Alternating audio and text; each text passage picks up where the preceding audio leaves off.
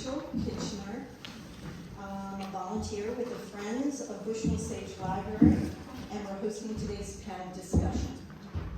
The Friends Group is a 501c3 nonprofit supporting the dedicated efforts of the Bushnell-Sage Library, located right here on Main Street, across the way. The Friends support the library teams. They inform, educate, and culturally enrich the lives of Sheffield residents and our neighboring communities. I'd like to take a moment to thank the Friends volunteers, President Sid Siegel, in the back table there, Vice President Patty Oden, Erna Lampton, Melissa Kane, and Ken is here helping, that's Patty's husband, and many others who are in the room who helped make this happen today. All these volunteers have pitched in with their time, treasure, contacts, and great ideas to help make today possible. Special thanks also go to the staff of the Dewey Memorial Hall for helping us host today. And for those who don't know, Dewey Hall was built with donations from Sheffield's first library association. We are very pleased to have with us today newly elected State Representative Leigh Davis, here on my direct left, if you don't know her. Thank you for coming. Sheffield Police Chief Eric Munson, third CEO of Action Ambulance Services, Mike Woronka, to the left of Leigh. Jim Santos, President of the South Berkshire Ambulance Squad, and Leigh Fire and Rescue Chief, Ryan Brown.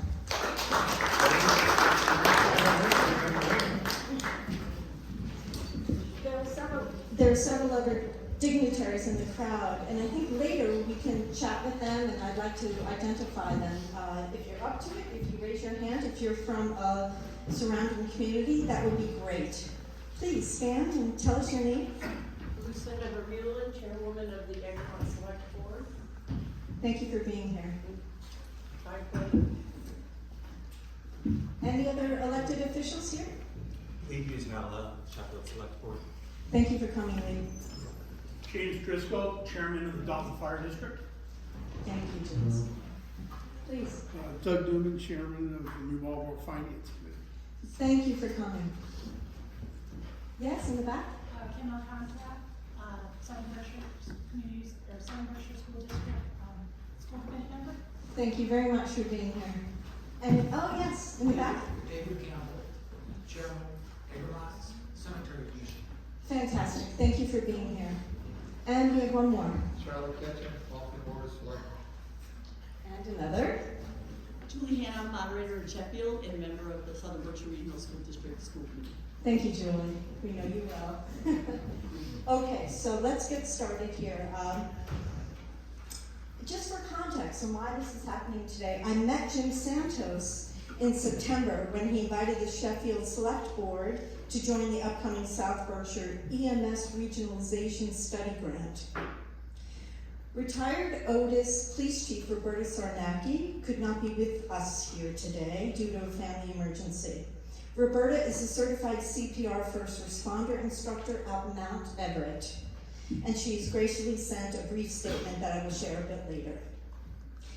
We've invited our distinguished guests to help us understand why Massachusetts emergency medical services are in a crisis, and what we, the public, can do to help address the serious challenges facing EMS services, staffing, training, retention, and of course funding. Our goal today is to discuss these issues and together explore constructive ways in which we can help. So let's get started. I'll start with a very basic first question.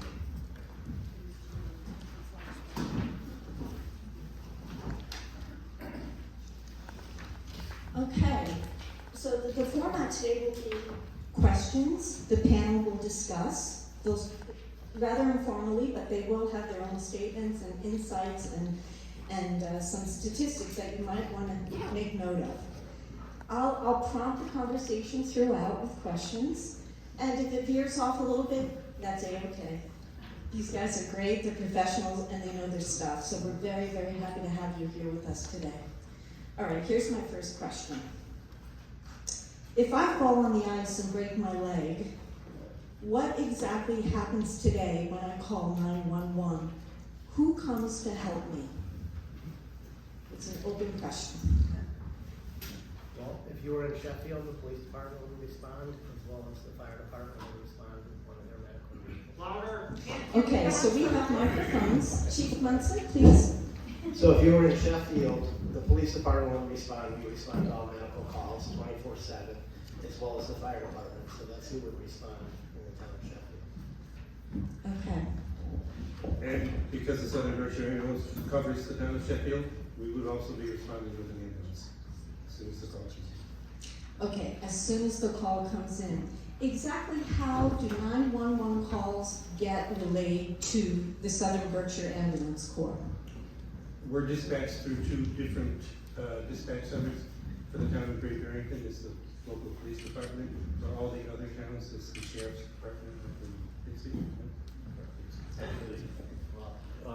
State 911. Oh, okay, I'm sorry, outside. Okay. So there's been a transition, I just want folks to know that. It used to be rather local, and now it's being centralized through the state, is that correct? Not for the town of Great Barrington, no, for all the other. I'll touch on that real quick. So the original call center was in Lanesboro, operated by the county sheriffs. In late December, after many years of work, it is still in Lanesboro. Same people are in the seats doing the dispatching, but now it is operated by the state 911 department.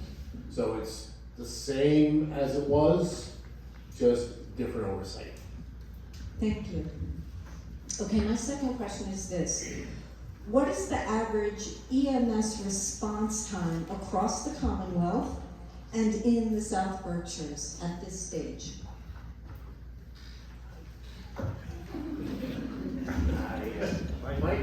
So I can address some of that. So response times are typically based upon the geography that's being covered. The national average for a paramedic level unit to arrive to a patient, the goal is to be about 8 minutes and 59 seconds, 90% of the time. That's the national target. Is that possible in the rural areas of the country? It's not possible. So there are different standards.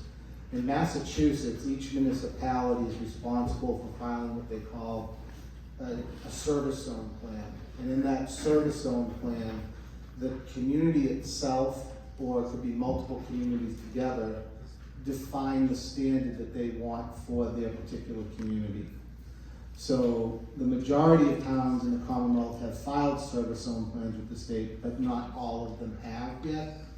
And because they haven't done that, the reason it hasn't been done is because there's no penalty for not filing that plan.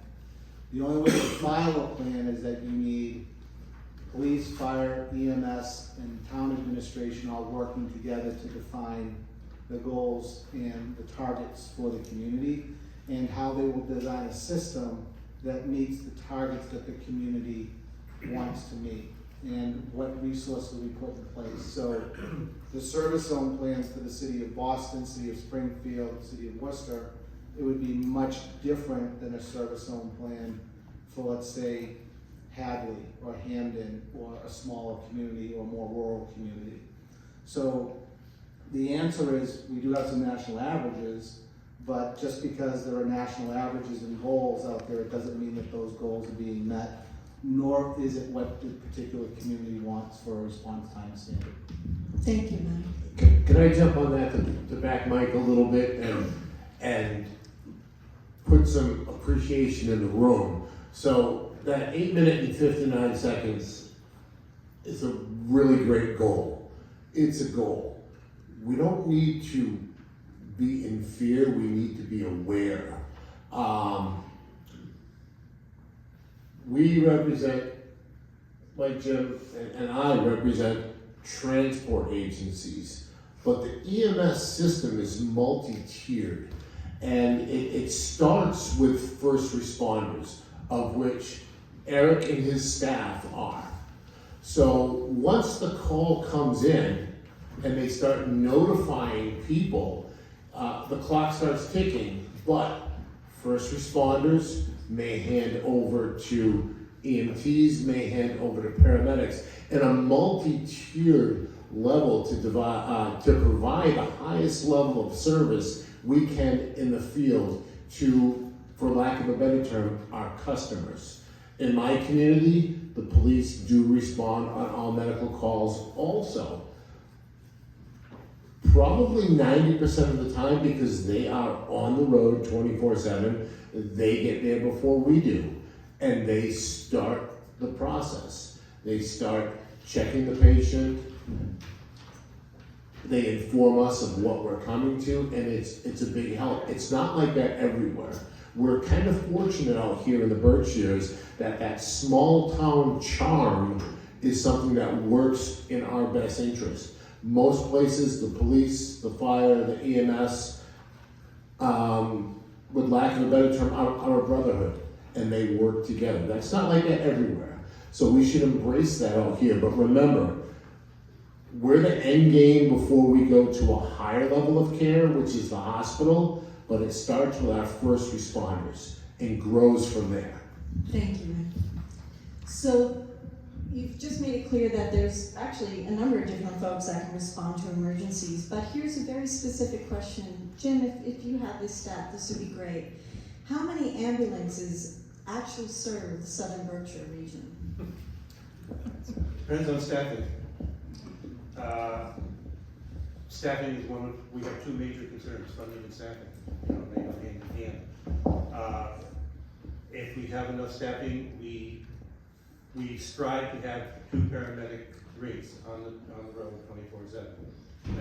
I'll admit that does not always happen because of staffing. We always have at least one, and we may have 1 paramedic rate, we may have a second rate, but it has 2 EMTs on it and it does not have a paramedic on it. So rarely there's a day where we just have 1 rate, but we do have coverage. Okay, so in terms of your actual equipment that you have at Fairview, which is the depot, my understanding Right, is. that's where our garage is. How many buses do you have? And when I say buses, folks, I mean ambulance. We have 4. Okay. We have 3 that are on the road. We have a spare, which is the one sitting outside here. That is it's a very old rig. We kept it just to have in case one of our other main ones went down, and we would have that one to use for a few days if we needed it. But that's ready to go, but it's just not on the road. And the reason why I ask that is that I understand Adams has lost their EMS coverage. And it's not clear to me at this stage whether that included ambulances or any kind of rig, multiple type of rig.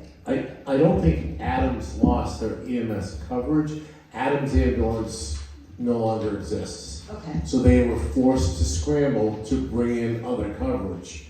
If I can expound upon what Jim said, and Mike, back me on this, will you, bro? 1, 2, 3, 4, 5, 6, 7, 8 ambulances south of Pittsfield plus Lennox. 8 ambulances.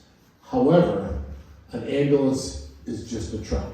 Yeah. It's just a vehicle. Yeah. Now we start looking at available ambulances. They're not available until they have a crew. So I don't want to pick on my friend Maureen. I see her. Hi, Maureen. She does a great job. Probably 90% of the calls in New Marlboro, if she's not working, she's on the ambulance. But there's that delay with that volunteer ambulance. They're not staffed. They're available eventually. He's got 1 or 2 staff. I have 1 staff. Lennox has 1 staffed. Otis has 1 staffed during the day, Monday through Friday still. New Marlboro has 1 responder on Monday through Friday. Hopefully someone else is in town. So the picture, I think it's important that we paint this picture because it's relative to Southern Berkshire. It's relative to Sheffield because it's not unreasonable that my ambulance from Leigh could come to Sheffield. because we have a partnership. It's not, you know, I'm a public ambulance, he's a private nonprofit, he's a private for-profit. No, we're all in EMS together. And Action has come to Leigh to help me out. I come to help Southern Berkshire out. We all work together as part of the EMS plan. The problem is there's not enough of us to get it all done a lot of the time. Not all the time, but a lot of the time. So before we get too far into the weeds, I did want to say I met with our volunteer fire department folks, some of whom were the South Berkshire Ambulance Squad they were training the other night. And I met with Michelle Harvey, and she made a very, very good point, and that is, these are professions, sure, but it's a calling. These people work together to save lives, and it's a calling. And I think a lot of us who volunteer in town have a sense of civil, engagement and excitement about helping our neighbors. But this is at a whole different level. So it's a calling, and thank you. I did want to follow up on one thing here. Rachel, I'd like to just backtrack in terms of what the chief said. There's the concept of how many ambulances are there. The next concept of how many ambulances are available. And then the biggest issue ends up being, if there are no ambulances in a particular community, we in the industry call it the community is at level 0. So when a call comes in at level 0, what's the plan? And what's happening is all too often communities are going to level 0. Okay? Communities are going to level 0 to back up a community that's at level 0 because a call came in. So the frequency of level 0 statuses in all of our communities, and it's not just here in this county in the south side, it's the entire Commonwealth of Massachusetts. The city of Boston can have potentially 20 emergencies pending with no ambulances available to send. Highest per capita spend on EMS in the entire state, and they are at level 0 with 20 calls waiting. Imagine that. No ambulance going until one frees up. I am at level 0 in Pittsfield all the time. Either we need help in Pittsfield or I'm sending my trucks north, south, or east to help those agencies as well. When we say this is a crisis because of the events that are happening at level 0, it is a gigantic crisis because you don't want to be the 911 caller when the system's at level 0. Great point, Mike. Thank you. All right, we're going to get into some of the remediation and some solutions in a few minutes, but I wanted to just backtrack 1 second. I like to ask really basic questions because if I'm not clear, I'm sure others aren't either. What groups make up emergency medical services?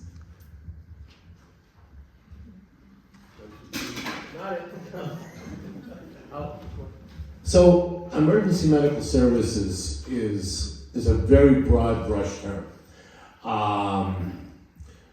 It depends on what seat you're in. So, I look at emergency medical services as first responders, as medical technicians, as transport agencies. And those three groups provide us interesting capabilities. I believe every police officer in the Commonwealth of Massachusetts is a first responder. Okay? Theoretically, every firefighter in the Commonwealth of Massachusetts is also a first responder. So that's the first wave again. On the EMS transport side, we basically find three models in existence in the Commonwealth now. Are there any more police-based EMS? They've kind of gone the way. So we find fire-based EMS, where honestly, we're splitting our work in between fire and EMS. There's arguments on both directions. The community's getting more bang for the buck. However, there's other questions about if you're doing both jobs, are you doing either job the best you can, because you're divided up between your education, your continuing education and stuff. Then we have the volunteers and nonprofits, I'm gonna group you together, that are doing the best they can. Anybody that remembers the 80s, I love the 80s. They were a good time. Everyone was about community. There were enough Little League coaches, there were enough hockey coaches, there were enough scout leaders. We don't see that now because volunteerism in America has kind of fallen victim to societal pressures. I used to ride my bike to the Little League practice because that's what we did. Now I bring my son to skiing, I bring him to boxing, I bring him to karate, and I only have one child, and that takes a huge effort by me because I work a full-time job too. Now we get someone with 2 kids, and the volunteerism becomes harder because they're spread out managing their family around. So that's a plight of the volunteers. The next tier up, which Southern Berkshire and Action falls in, is the private ambulance. Now, my ambulance, our ambulance in Leigh, is fire-based EMS. We only do 911 service. That's our core mission. Private EMS picks up the pieces for us. They do 911. They also do what we call interfacility transportation. They bring someone from this hospital to the better hospital to the better hospital. They do releases. They do special treatments. They have a lot of things that's expected of them aside from 911. So to me, that's the answer of what EMS is. It's our first responders. It's our different models of EMS. But the important part, again, falls back on we're all dependent upon each other to get the task done. And I think Jim wants to. I just want to clarify, everything Brian said is right. I just want to make people feel comfortable. Just because we do interfacility transports does not mean we ignore 911. We do 911 calls first, that's the priority. Yeah. And we only do the transfers if we have a second rig available that can take the 911. So it's like an ER, you triage. Exactly. Category 1, 2, 3. So I don't want people to think that we're doing transfers in place of the 911 calls. However, I think that everybody has to also understand is that hospitals need to move patients to free up beds. So the other thing that we look at now in systems around the Commonwealth is what we call haul time.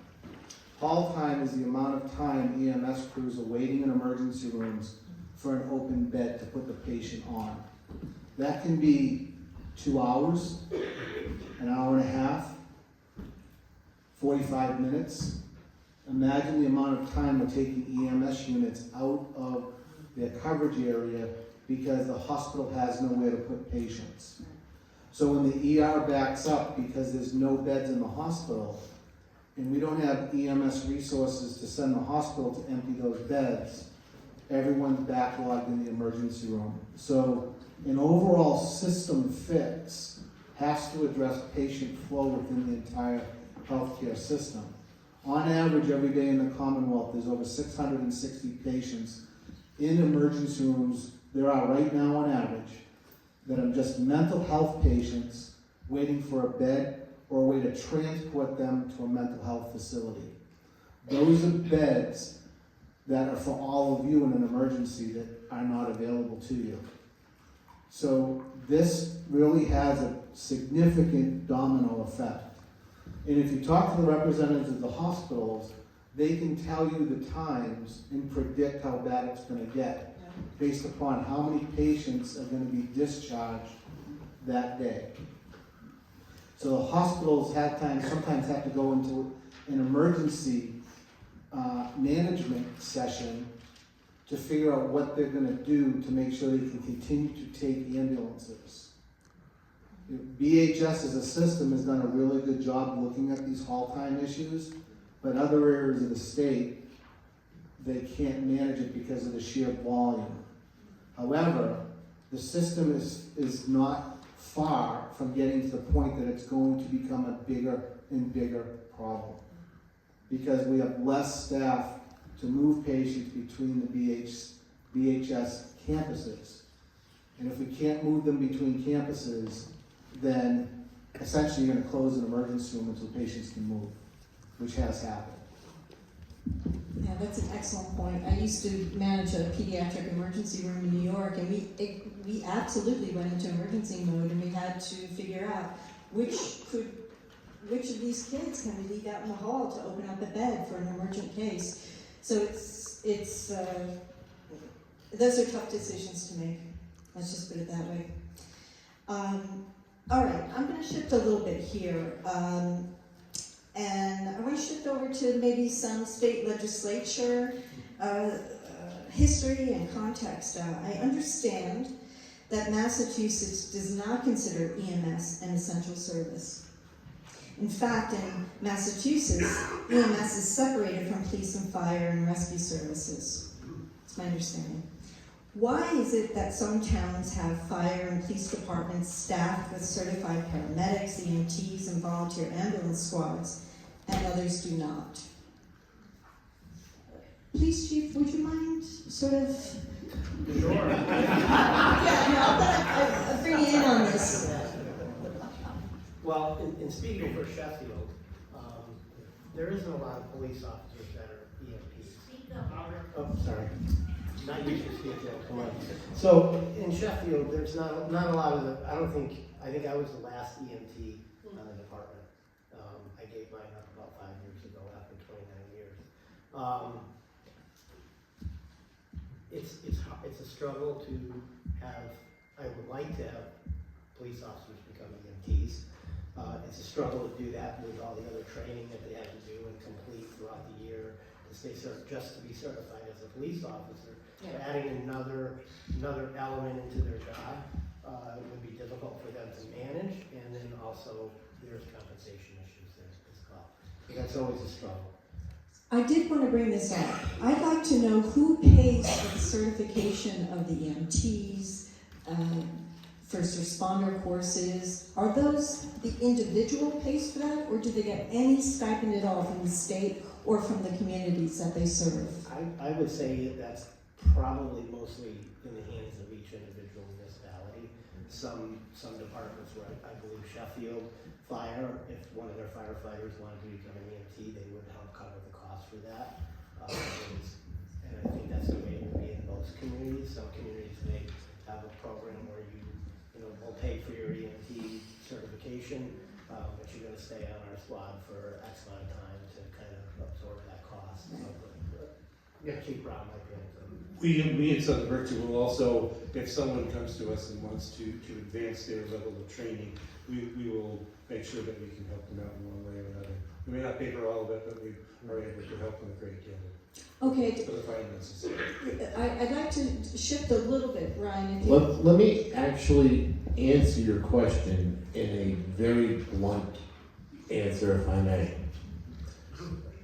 As I heard your question, why are some firefighters doing the paramedic EMT thing? Because their community felt it was important to make the financial investment for their community to offer that service.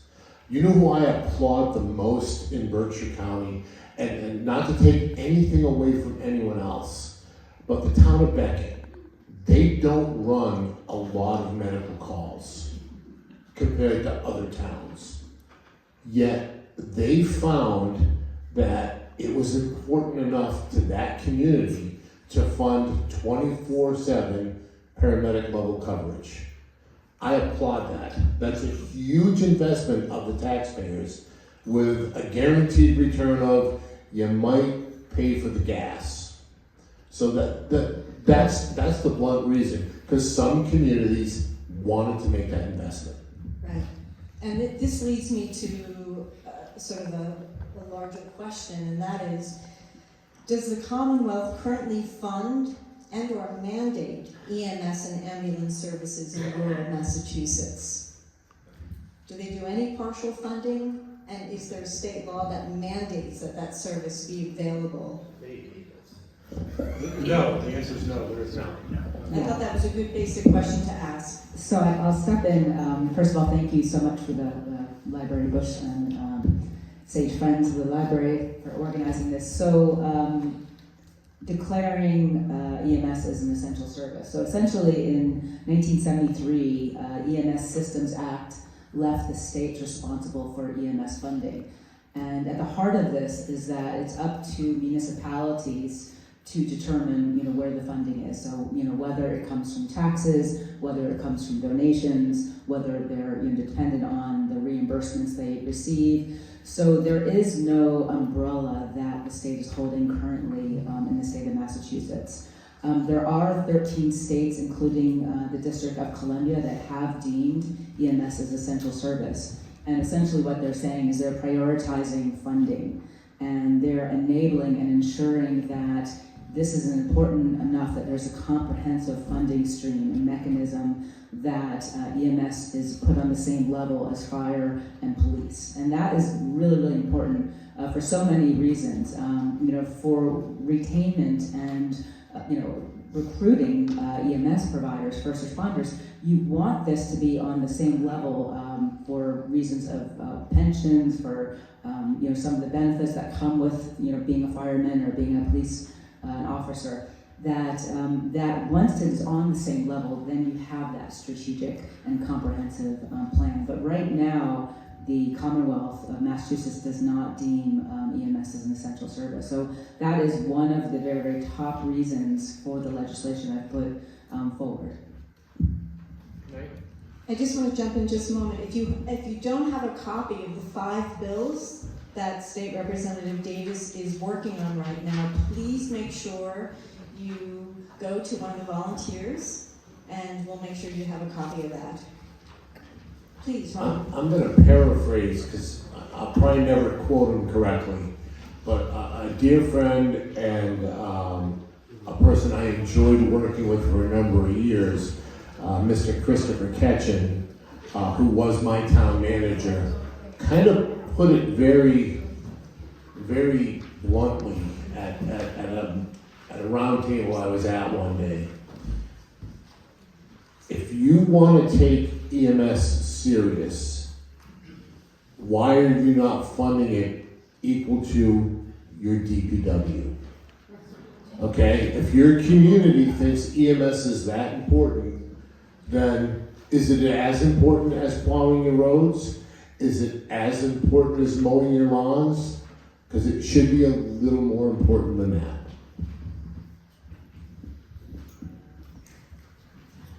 I'd like to, Can I make a comment as a guest here?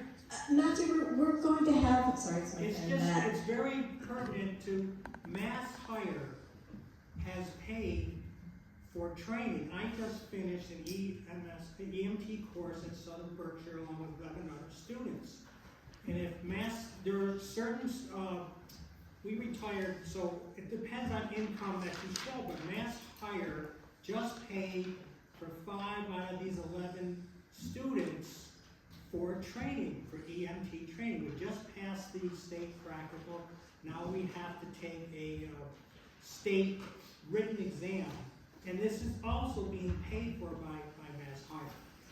Thank you, Matthew. That's a retired dentist, Matthew, out of Pittsfield.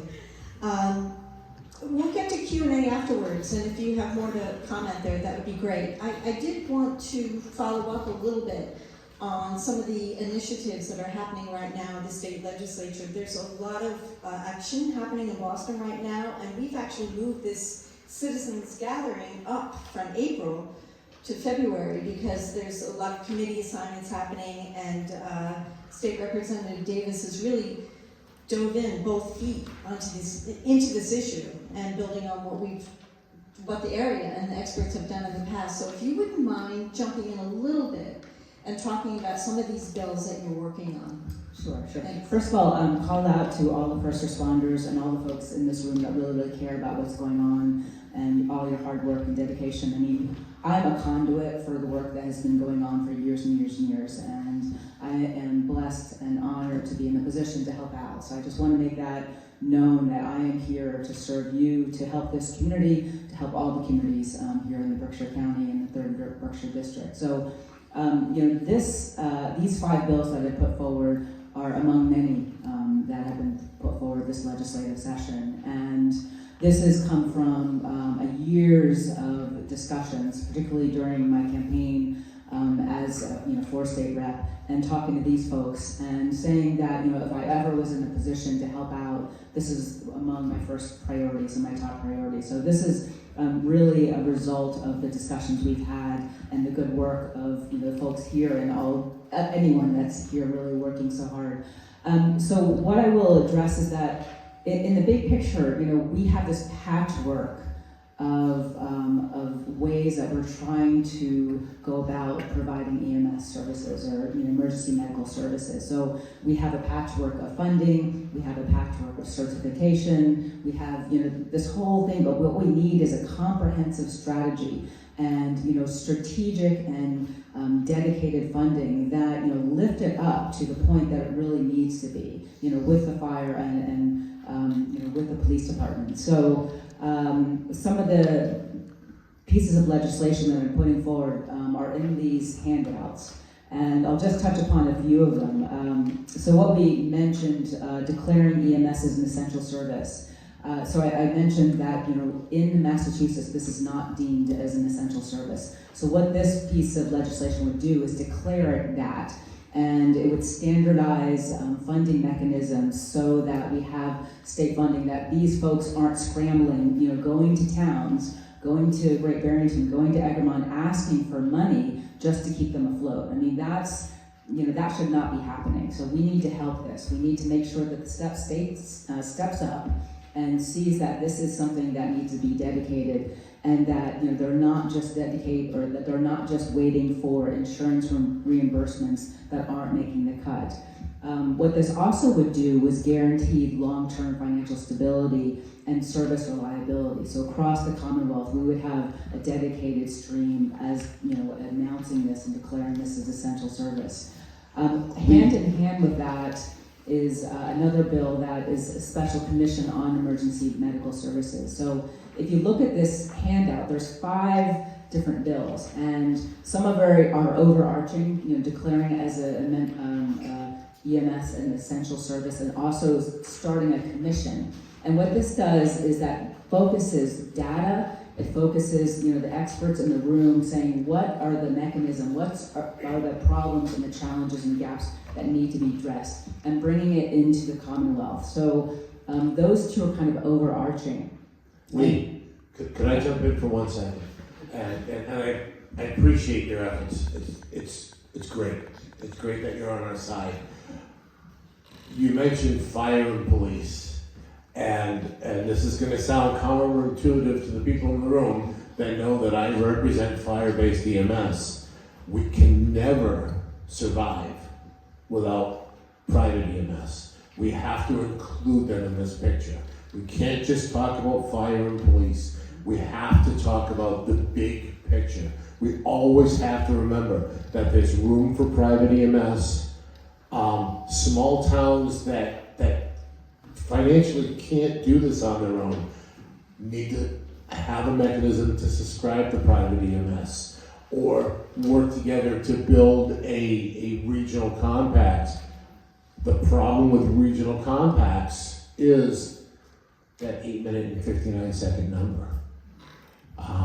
If Southern Berkshire decides that Kevin is doing a good job, but we're going to tell Jim thanks but no thanks, and these 8 towns are going to get together with 1 ambulance, 35 minutes is unacceptable. 40 minutes, no way. So we've got to remember that there's a place for the privates. And I'm passionate about us working together, because that's what we have to do every day. And we can't just think fire, police-based. We've got to think the big picture. Absolutely. Thank you. 100%. No, and this is why, having these folks together and really focusing on the challenges is so important. that we have everyone in the room. We have the municipalities, we have the private squads, and this is what we're trying to do, is really shine a light on the problem, and having you here is, shining that light. So when we, go to the State House with the challenges and with this discussion, that we are united and say, this isn't just, a challenge in Western Mass, this is a challenge across the Commonwealth.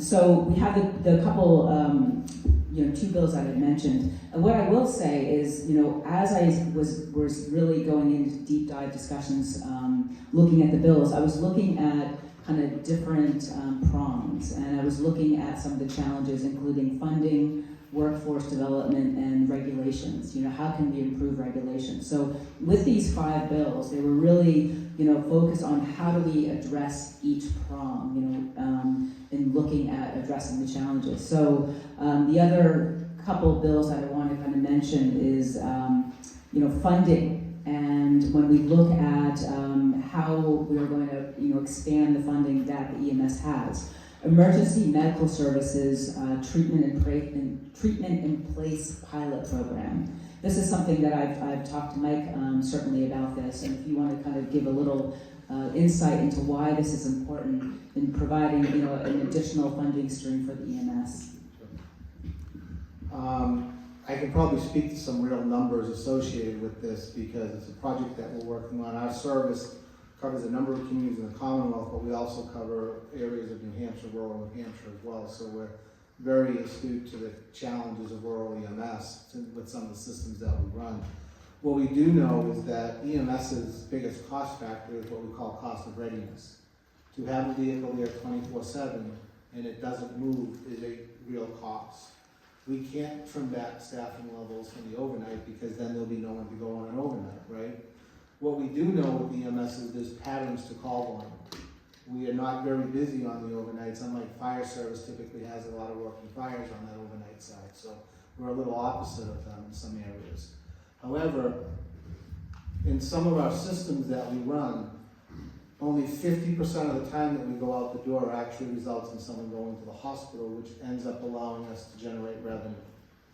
So we go out, we do treat patients. Patients refuse to go to the hospital for a number of reasons. Even when we put a doctor on the phone with them and say, no, you should come to the emergency room, they're like, no, I'll check with my PCP, I don't want to go. So what we know, we did a cost study in New Hampshire, and what we know is every time that truck goes out the door, on average, the cost associated with that truck going out the door is on average $464. It's a big number, right? So we're not allowed to get reimbursed for that. So if we have a funding mechanism to get reimbursed from that, that becomes an area to shore up some of the financial components of EMS. This is one of the first, this is probably the only study in the country that's actually come up with a cost for this number. So we're a little bit more expensive structure-wise here in Massachusetts than in the North Country, but we can do some studies to figure out these numbers. The other thing that happens if we're allowed to treat people in place and also potentially transport them to alternative destinations, so like what we call a doc in the box or a minute clinic or convenient MD type of facility. So simple procedures that can be done there that can't be done in the field. Why not be allowed to do that? We free up emergency room staff to care for the more acute patients in the system. And then the other thing is there are some conditions that we can take care of in the home. And there's nothing wrong with letting us do that. The training level of the paramedic now is so sophisticated. Our training programs over in some instances 1,200 hours of training. It's full-time for a year, sometimes it's a 2-year program. However, the key to the system is our interaction with the emergency room physicians. Where we always have a lifeline to pick up the phone and talk to an emergency room board-certified doctor to say, hey, this is what we're seeing. We can now bring video into the home to be able to have the physician see what's going on. So there's so much technology that we can lay to bear now than back in 1973 when all this first started to change our thought processes around what happens and to do something that's beneficial for the system and also for the customer as well.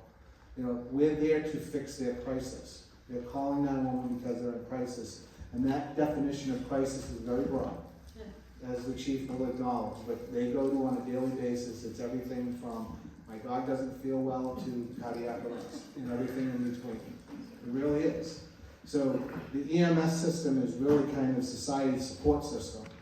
And when people are in a crisis, they call us. So we need the tools to be able to allow for a higher level of triage into the healthcare system in the end. And that's the concept behind this. That's a really good point. In the back of the room, I printed out a couple of interesting charts on nationwide trends regarding ambulance deserts. I don't really care for that phrase, but it is descriptive. And when you have hospital deserts or primary care physician deserts, this is a critical service that they can provide. It's essentially high-level medical care on 4 wheels, and boy, are we lucky to have that. But it's almost like it's been in response to these drying up of actual institutional outreach to communities. So it's interesting to see that interplay, Mike. Thank you for bringing that up. Unfortunately, emergency services are traditionally a responsive agency. We're not proactive enough. We respond to the problem instead of preventing the problem. And that's what's brought us to this point. Yeah, and coming back to some of the legislation, when we're talking about the 3 prongs, funding, workforce development, and regulation, coming back to workforce development and retention, one of the pieces of legislation is CPR training, mandatory CPR training in high school, and EMS career promotion. And what this does is, in the bigger picture, it strengthens the EMS workforce, and it strengthens the pipeline and gets kids interested in EMS as a career early on, because that's when we really need to grab hold of them. And we have this opportunity to not only advance health, life-saving skills from an early age, but also bring EMS into students' thought processes. And this comes out from my son that went to Monument. He was very interested in being an EMT his senior year. And I was able to help him get to West Springfield to complete a degree at the EMS National Institute. But a lot of folks don't have that ability to get to Springfield, pay for that, and then figure out the transportation, and then what do you do afterwards? So part of this is, once you have the CPR mandatory in high schools, which is something that other states have done, so it's not something that we're reinventing. So once you have that, then you bring these stakeholders and the EMS providers into the schools, guiding them, and then offering, subsidized certificates and, an opportunity to step forward. So this is really directly addresses this, the problem in development, workforce development. And what I had read is that, we pay our first responders way too little. And, they have some of the highest injury rates in the workforce. They have high suicide rates. They are leaving in droves. So we really need to reverse this and really concentrate on replenishing this workforce and looking at the challenges of retention. Another piece of stats that I read was in 2020 a survey found that nearly 1/3 of EMS employees left within 12 months. I don't know if that's true, but we have to address the crisis here. Then, looking at, again, workforce development, EMS licensure compact. So Ryan's, mentioned this a little bit, and what this does is it expands the workforce flexibility across state lines. So we have, New York, we have New Hampshire really taking steps in the right direction to promote EMS as an essential service and moving forward. And we are at risk of losing our paramedics, our EMTs across state lines. And what this does is it helps address the staffing shortages and improves mutual aid. And again, it speaks to the workforce and trying to reverse the droves of EMTs, first responders that are leaving this career. So I don't know if I'll definitely speak to this particular issue. Your 17, 18, and 19-year-olds in your community are just a major asset. Some of those talented people out there that do amazing things in the EMS field.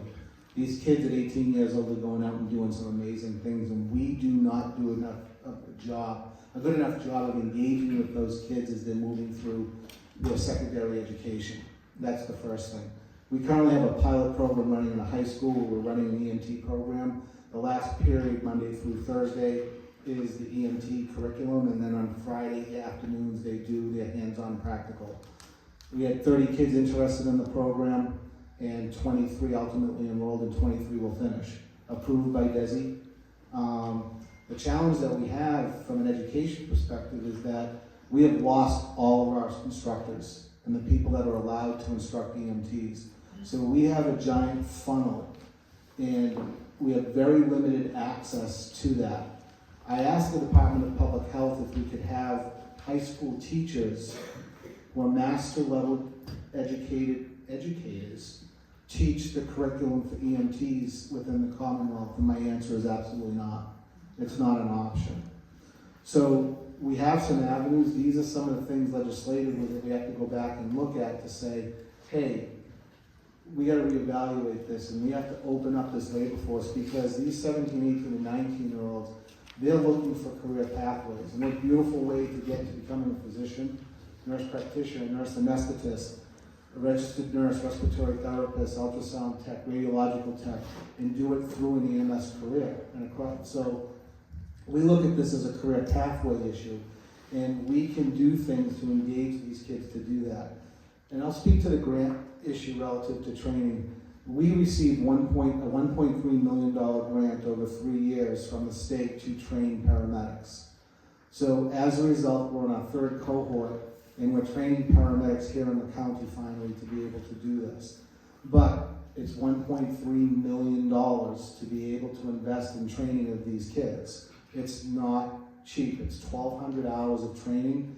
You have to have a partnership, which is an amazing partnership that we have with BHS to do this, to be able to put those kids into clinical settings to learn, work with the ICU, the ER, the OR. They go into the OR, they go into IV therapy rotations, OB, they do mental health rotations. Without partners like that, these options wouldn't be available. We have to stay on the gas pedal in these areas, but also enhance those opportunities as well, and be able to open up the training pipeline. If we can't do that, then the entire industry is going to continue to struggle. And we also have to look at what is really needed to recertify. My wife is a nurse. It takes her 12 hours to renew her nursing license every 2 years in Massachusetts. I have to do over 60 hours of training in that same period of time. On top of that, the Department of Public Health pushes more mandated training on me every year in addition to that. So the priorities about what we're doing and what's going on is really out of line. And the biggest disappointment with all of this is that the department has no data to suggest everything that they're making us do is either good, bad, which it could be really bad, or neutral for system design for people and for patients as well. We're really stuck in the old way of 1973 speak versus moving things into where we need to be today. So there's a lot of work to do, there's a lot of conversations that need to happen, and we have to go back to a data-driven system to say, hey, is what we're doing appropriate or not? And we have a long way to get there, if we can get there as well. Jim? I just wanted to say, to get back to when we were talking about fire, police, and everything, we need to get everyone, that's all of us, to start accepting EMS as a level essential service as fire and police are. When someone dials 911, they're not just looking for fire or police, they're looking for fire, police, and ambulance. And I think it's a fairly new field, even though it's been out there for 30, 40 years, but compared to the other two, it's a fairly new field, and I don't think the general public accepts it and receives it as being an essential service and how important they are in what they do. What Ryan and what Mike have said that these folks can do in the field, they're saving lives every single day, and they deserve the respect that they deserve, and they're not getting it. I mean, to back Jim up, and then I got a quick thing. When I started doing this in 1987, our most common treatment was to drive real fast. Oh no, I'm serious. That was our most common treatment. Get them in the ambulance and drive real fast. With the advent of advanced paramedicine in the Commonwealth of Massachusetts, everything that happens in the first 30 minutes in the emergency department happens in your living room. We're saving lives with real skills. We're not driving real fast anymore. You may see an ambulance going up the street with no lights on with a patient in the back. It's because we're doing our job and they are stable patients being transported to a higher level of care. On the number that Leigh pointed out about that 50% attrition rate, I'm not surprised at all. The training is laborious. It's not like going in the Army where everything's written at the 6th grade level. It's intensive training. But this field is not for everyone. It is not. I have seen people in my time in this career that I thought were going to be the best field provider in the world. And when they actually got in the field and saw what the job really is, not interested. I mean, I still watch Emergency every night at 10 o'clock.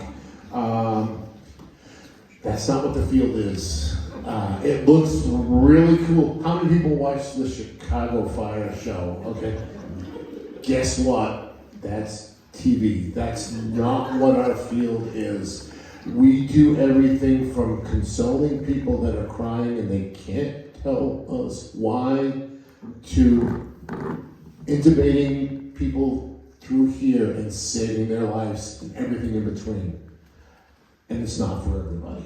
It's hard work. Your EMS providers, much like your firefighters and your police officers, they work hard every day. The most mundane task that they do is hard work. You see them stopping at the Cumberland Farms on 1st Street in Pittsfield.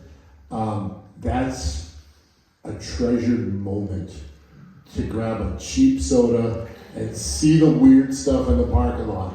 And then it's back to hard work. And the hard work isn't just treating patients. It's coming back, getting ready for the next call, continuing education training. We live where we work. We have to clean, we have to cook. Meals are not a foregone conclusion.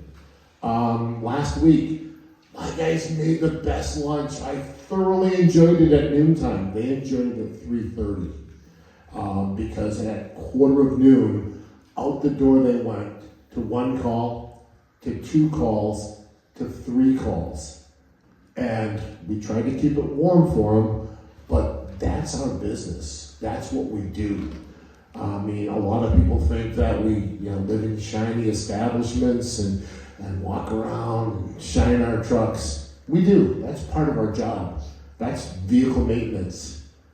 But it's hard work every day. I'm going to get off my soapbox. And I just want to speak to the advancements of what's gone on since 1987 and 1973. The paramedics now are taking patients directly through the emergency room door to the CAT scan. Not even stopping in the emergency room. They are going through the emergency room door and they're going right to the cardiac cath lab, sitting there watching the blocked arteries in the heart be opened up by the cardiologist, saving muscle, cardiac muscle. Soon, some of our systems will be carrying blood. Imagine doing blood infusions in the field for traumatic patients. That's coming. Some of our systems, probably by July 1st, we're going to be carrying blood and blood-related products on our trucks. So the advancement of these systems, but the problem is medicine is speeding us so fast forward, the cost structure isn't there to sustain us. And we'll get to those finance models. I definitely want to talk about that, Jim, in particular for you. I do have a statement I'd like to read from a trainer here at Mount Everett. Retired Otis Police Chief Roberta Sarnacki is a certified CPR and first responder instructor at Mount Everett School. She couldn't be here today because of a family emergency, but she is our local trainer of first responders. So this is what she has to say, and I think it's really important. She can speak for her, actually. I have a statement. I understand, but there's some misinformation in here, so. Well, we'll get to that in the Q&A if you don't mind. Yeah, so this is from Roberta Sarnacki. No worries, we'll have a chat about it. Thank you, she says here, thank you for inviting me to be part of today's EMS panel. I very much wanted to be part of today's discussion, however, I had a family emergency to tend to.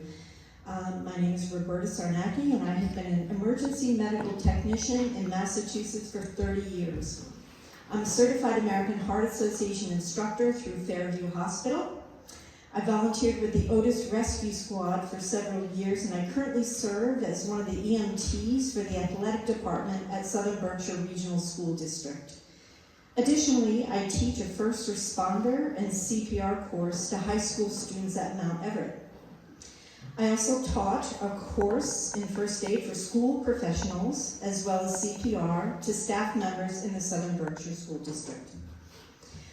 I strongly support the proposed act to require CPR training for all high school students, as well as to promote careers in EMS. I have successfully saved lives using CPR and an AED, which is an automatic external defibrillator. I performed the Heimlich maneuver on my own daughter when she was young and was choking on a piece of food. You've all been there. There have been approximately 50 students who have successfully passed the first responder course at Mount Everett High School since 2014, despite a program hiatus due to budget cuts. The program was brought back in 2022, and since then, I've certified 28 students. Through partnerships with Berkshire Harm Reduction and the Southern Berkshire Ambulance Squad, students in the class became certified in the use of I'm sorry, I don't use it. You guys know it. And in a course called Stop the Bleed. Students who have taken the class have gone on to become EMTs, nurses, firefighters, and personal trainers. In past years, I taught the class during both the fall and spring semesters. This past year, the future of the course was uncertain as I was transferred from the high school to the Undermountain Elementary School. I told the administration that I wanted to continue teaching the first responder class, even if I had to do it during my prep period or after school. Finally, just days before school started, it was agreed upon that I could teach the first responder class during my planning period. I did just that for the first semester, and we had 13 students successfully complete the class. The class was only offered during the fall semester. I did express my willingness to teach the course during the spring semester, but I was told that it was not going to run for the second semester. Just a couple more, sorry guys. I would say that the future of the course at Mount Everett High School is uncertain. Last summer, I began training with Simon's Rock Bard College to turn the first responder course into one that students would receive college credit for. I have almost completed that certification to become a college instructor for this course. As a strong supporter of early college, I feel as though awarding students with 3 college credits for taking the first responder course would be very beneficial. In the meantime, I have asked the superintendent, the curriculum director, and the high school principal whether the course will be offered next year, and my emails have not been returned. I would very much like to see the program run for both the fall and spring semesters next year. Giving all high school students the tools that could potentially save a life is a great way to introduce teens to the field of EMS. In a best case scenario, students may become more interested in a healthcare career. If not, they would still have the knowledge and ability to deliver CPR or the Heimlich maneuver if needed. I have also proposed the idea of volunteering to give CPR instruction to several of my 5th graders this year. 5th graders, 10-year-olds.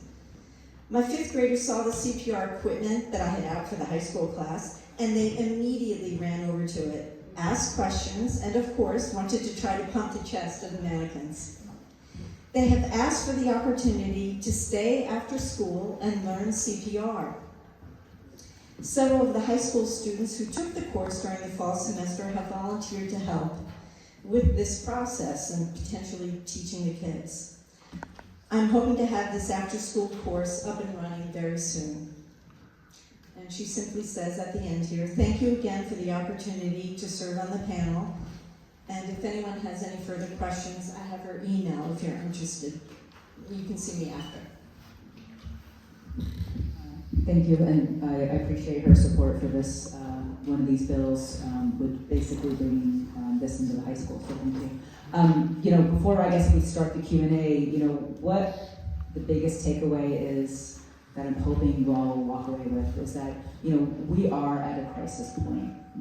If you look at the room and the full room and the people that really care about this community and about fixing this problem and, the wealth of the expertise we have up on the panel, this is something that we need to take, all the way to the State House and ensure that people are listening and that we actually get this over the finish line. For far too long, we've been talking about, EMS needing to be declared as an essential service, of making sure it's in the high schools, of having a different funding mechanism. So, having these experts, I'm sorry about the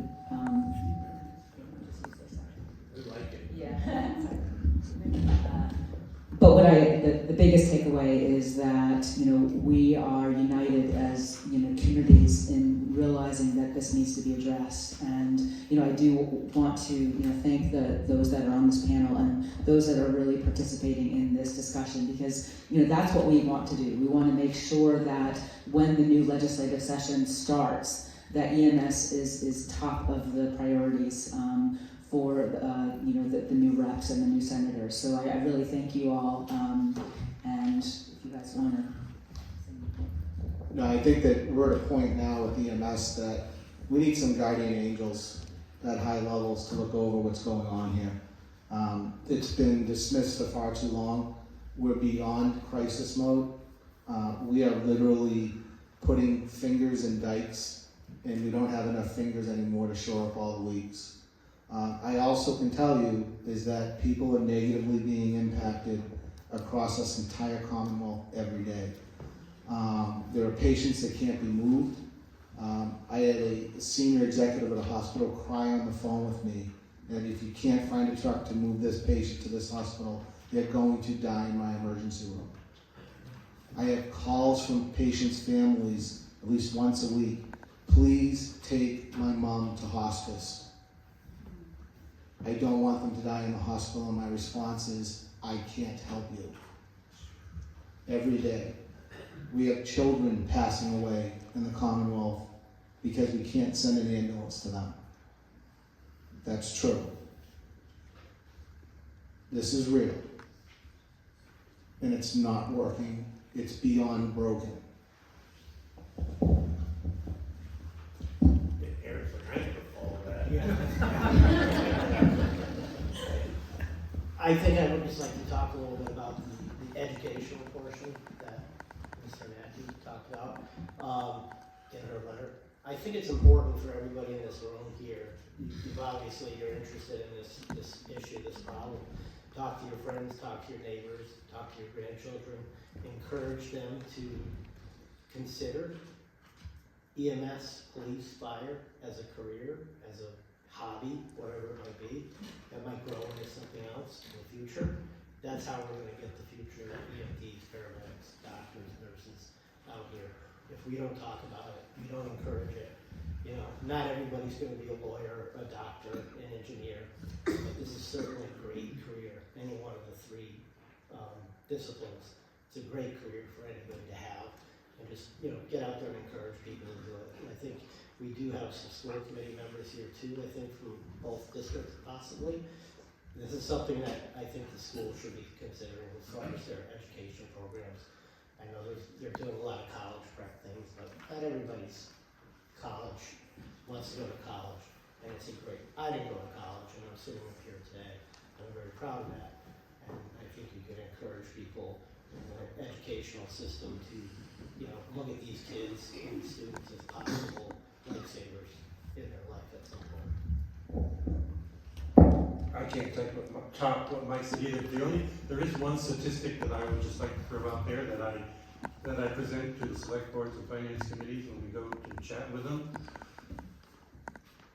Depending on the level of care that's given, an ambulance bill can be, there's a big range of it. We say that an average bill that we send out is like $1,800. That may sound like a lot to people, but there are some that are a lot more. We get back from insurance companies, if we're lucky, maybe $550 to $600 each, and that's all we get. A third of it. If you're getting that much, you're very lucky. But it doesn't pay the bills, and that is a model that we cannot sustain. That's all, just remember that fact. I'll close by saying that today's forum was about EMS, without a doubt. But things that we need to talk about, we need to consider. EMS in the Berkshires was traditionally a volunteer act, okay? Fire in the Berkshires was traditionally a volunteer act. Police, whatever those guys. But the new post regulations has deeply negatively impacted police departments' staffing also.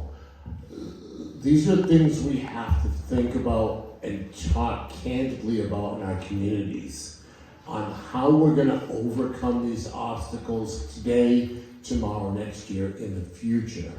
Because EMS is today's forum, but it is a bigger problem. The trades that we represent up here have gone from the trade that people want to do to, why should I? I can make more money at Dunkin' Donuts. Why should I? Nobody supports those people, and we need to work on that across the board. I have a final question, and then we'll open it up to the public. In recent years, there was a study looking at a regional approach providing combined fire and EMS services.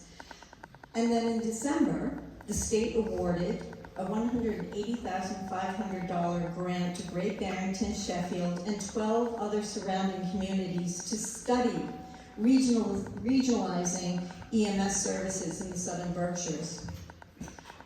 What can the panel tell us about that study and perhaps a regional finance model, if at all that's applicable? There's not much to say about it.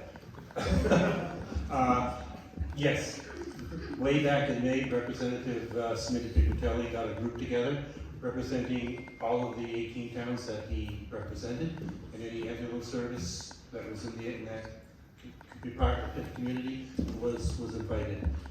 We started meeting in May. It was agreed upon that people wanted, because of everything we've been talking about here, something needed to be done. So it was agreed upon that we would apply for a grant. When you do something like this, the nuts and bolts of it is that one town has to apply for the grant. The town of Great Barrington applied for it. They did that back in September, October. It was not approved until towards the end of December, and we were granted. They were granted a $180,000 grant. They just had their first organizational meeting last week. Nothing was done. All that was done was that officers were appointed, a chairman, vice chairman, and secretary. Some subcommittees will be set up, but there is nothing to report at this point, and that's the way that they wanted it to be. Yeah, so looking more broadly, I know a lot of people in the crowd are either on the select board or, are taxpayers who are on very, very tight budgets. Mm-hmm. And so we've thrown out large issues here, right? And we also understand that communities here in Massachusetts really, in many ways, are separate entities to a great extent, right? Since the 80s, since the reform. There's no county government here. For anyone who's new to this area, there is no county government. Although you can tell that communities work together, professionals work together to save lives. So in terms of a finance model, I'm sure a lot of you have thought about how the heck are we going to fund any changes. I thought I'd start with State Representative Davis, if you'd like. I think Ryan is holding his hand, so I'll let him. Okay, thank you.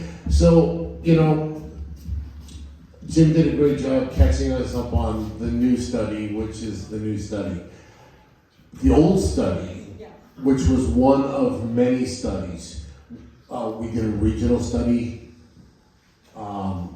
2019, I believe. My dear friend Heather chaired a very comprehensive study which identified bigger holes in the system than just EMS, which put forth a financial model, which put forth a reorganizational model, which put forth a regional model.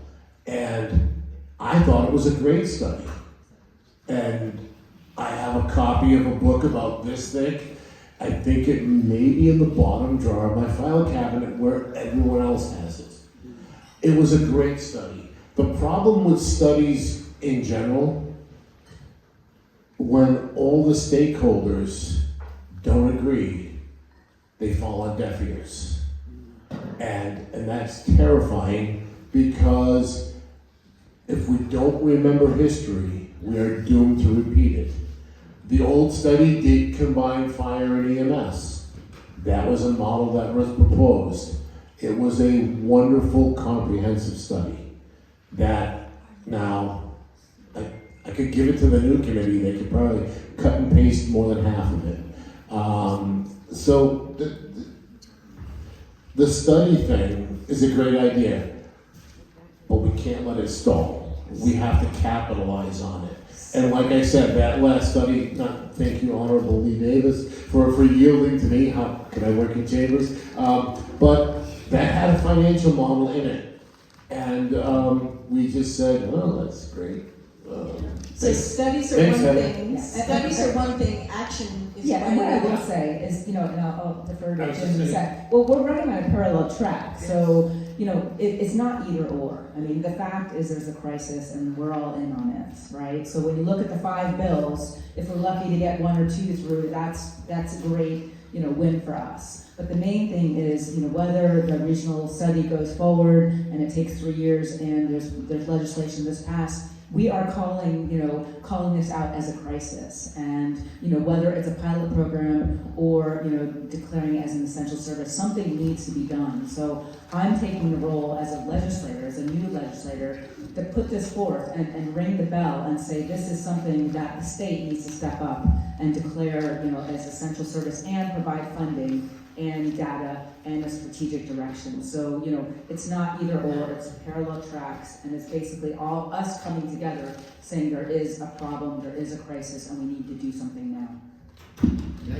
I'll give some background. My concern is that a study is a way to just ignore the problem. And I'll give you some concrete examples of that.